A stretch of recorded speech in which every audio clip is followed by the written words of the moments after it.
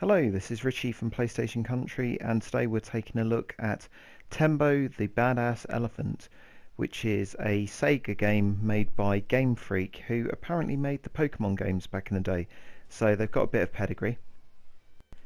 So Tembo is a 2D platformer that sees you playing as the titular Tembo the Badass Elephant, and he works for the army, and his job is to kind of kill lots of enemies and rescue the captives and just create a lot of chaos really. And it's quite a nice sort of setup because playing as an elephant is definitely a bit unusual, and it's very much one of these sort of characters where it's all about impact. You're not shooting anyone, obviously. You're running into things and just destroying a load of stuff. The gameplay, thankfully, isn't too Metroidvania-y because the levels themselves are quite short and there's not too much backtracking.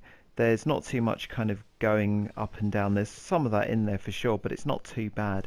And generally you're always progressing forward, and that's quite good because there's so many games like this that do go for the Metroidvania sort of way of doing things, and sometimes they just get a bit too sprawly.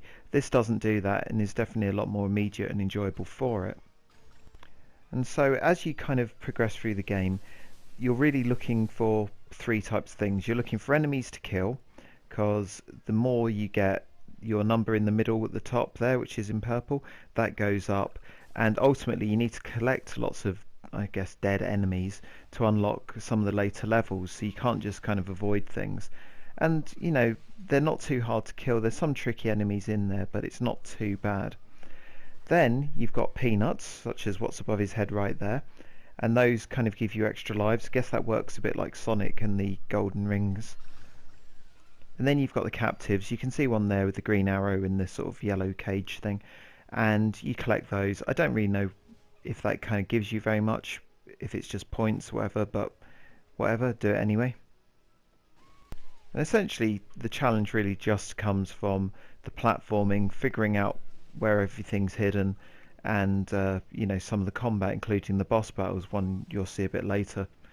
And that's it. It's pretty straightforward platforming. It doesn't go all weird. It doesn't throw underwater sections at you or slippy slidey ice levels, and I kind of like that. It does one thing but it does it well. So yeah, we really like this. It's a solid 8 out of 10 from us, and it's a lot more polished than the usual kind of indie platformers that you see on PSN.